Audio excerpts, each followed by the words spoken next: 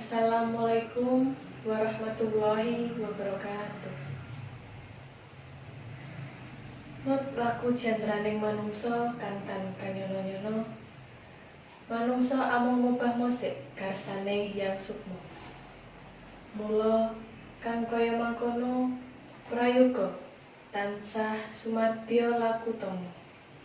Jumbuh kadidene gelaring tata upacara tedhak siten ing ri kalenggahan menika. Nuwun para pinisepuh ingkang satuhu kinabekten, para sesepuh ingkang winantu ing pakurmatan, miwah para tamu ingkang kalingga murdaning akrami. Langkung rumiyin sumangga kita ngaturaken raos puja puji syukur dumateng ngarsa dalem Gusti Allah ingkang sampun paring kanugraha kasarasan satemah kita saged makempal wonten ing tata upacara tedhak siten putra Bapa saha Ibu Jokowi Santoso kanthi manggih karaharjan tuwin kawilujengan mboten manggih alangan satunggal menapa.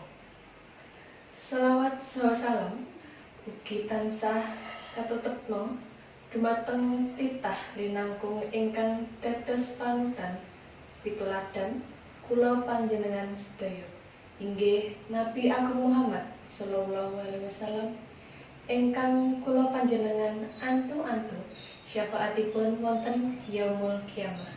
Allahumma amin. Sederengipun adicara tedhak siten kalampahan keparenga Bapak Jokowi Santoso badhe atur pambagya harja. Sumangga.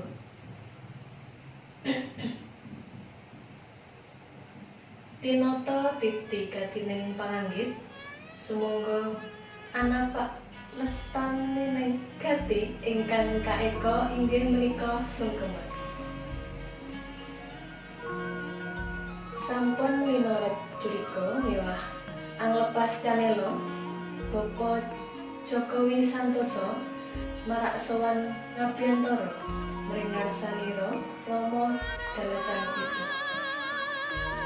Estining kalih nyuwun tambahing iti pangestu mure anggenipun momong dhateng putra manggihaken bagya murid kasembadan gesang mukti kang satuhu kinarya tepa tuladha mring sesama.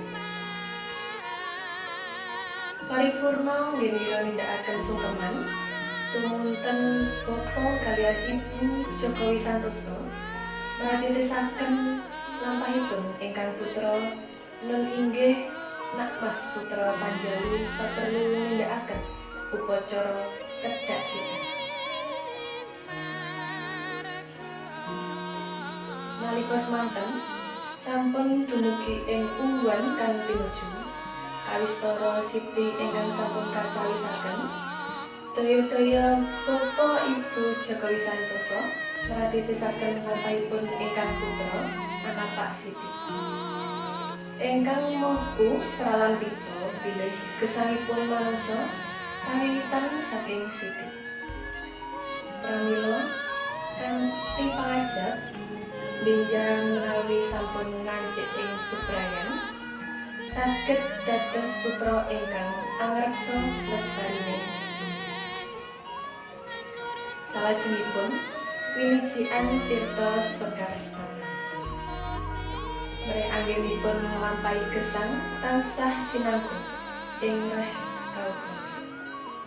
Sapa wonge sing temen bakal tinemu kadya jadah ingkang sampun cumawis mawarni-warni gunggung pitung werdining mugia Nakmas putra Panjalu tansah kasinungan piwulangan nipun Gusti. Sapecak bapa sapecak kapurwakan Anapak jadah warni coklat minangka tandha teguhing adeg-adeg marang bebener. Dipun lajengaken Anapak jadah warni ijo Suraosipun subur kang sarwa pinanggih, tansah ngandhut kabecikan dhateng sesami. Dene warni jenar pralampita saking panggayuh lan pramila.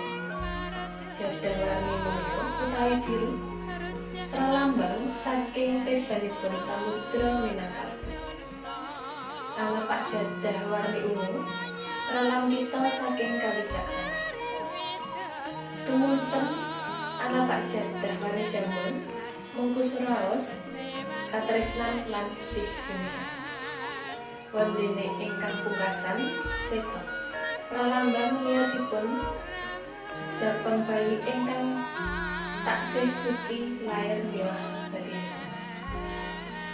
Sampun termasuk sabda dharma utama. Mugia lampahipun Nak Mas Putra Panjalu saged laras lan leres tumrap wedinipun jadah ingkang ditangani. Salajengipun minggah Onda Pitu ingkang rilakep saking Tebu Arjuna. Mugia antep ping kalbu kadya dene satriya panengahing Pandhawa anenggih Raden Arjuna ingkang datang mingkuh nglenggahi jejering satriya. Parandene ati Lati pakarti Wisnureji. Sampun tumengking puncak ing Onda. Jinunjung mring tiyang sepuhipun Bapak saha Ibu Jokowi Santoso. Mugia ingkang putra saged ngarumaken namaning keluarga. Tumunten kalenggahaken ing dampar mrih ing tembenipun tansah antep kalenggahan ing madyaning bebrayan miwah saged migunani tumrap sanes. Salajengipun Bapak Ibu Jokowi Santoso ngatitisaken lampahipun ingkang putra tumuju ing papan dolan. Malah kepara Nak Mas Putra Panjalu sampun miji pinggit mbok bilih minjang ing tembenipun badhe dados dalang ingkang misuwur. Sampun sinengkeran ingkang mengku pralampita bilih gesah ing bebrayan agung sageta ngugemi pranata. Sampun ngantos nerak pawelaraning unggah-ungguh lan suka-suka. Lungkap lampah salajengipun ingkang putra Siniraman Toya Gege déning ingkang ibu. Toya Gege ingkang nyinadhahaken pangarep mujudaken pangajab wong sakloron bapa miwah ibu ingkang nggulawentah. Sampun paripurna Siniraman Toya Gege ingkang putra dipunagemaken busana pramila sinambi angrantu tumunten eyang putri kekalih nyebar udi-udi. Sampun kepareng wangsul ing sasana sakawit eyang putri kekalih. Salajengipun Nak Mas Putra Panjalu sowan dhateng eyang kakanthi bapa kaliyan Ibu Jokowi Santoso. Anggenipun sowan ateken tebu ingkang rinengga gedhang raja miwah jinangkepan ingkang estinendriya den gegadhang manggih raharja lan mugia tansah maneka. Sampun kepareng sungkem sarta nyuwun tambahing pangestu dhateng eyangipun kekalih. Tumunten upacara pedhak sidan kapungkasan kanthi andum tulan. Katingal ugi tigan ingkang awerni reksa. Tigan pralambang saking tigang perkawis inggih siningit anenggih lair judul kalawan pati. Sugeng para tamu ingkang winantuk ing kahyangan. Kados sampun ndungkap paripurna lampahing tata upacara pedhak sidan ing wanci menika. Mekaten ugi kula Minangka jejering pambiwara mbok bilih kathah kelepatan saha kirang kono ing reh Subasita Tuwin Sastra. Kula nyuwun agunging samudra sih paraksa. Wassalamualaikum warahmatullahi wabarakatuh.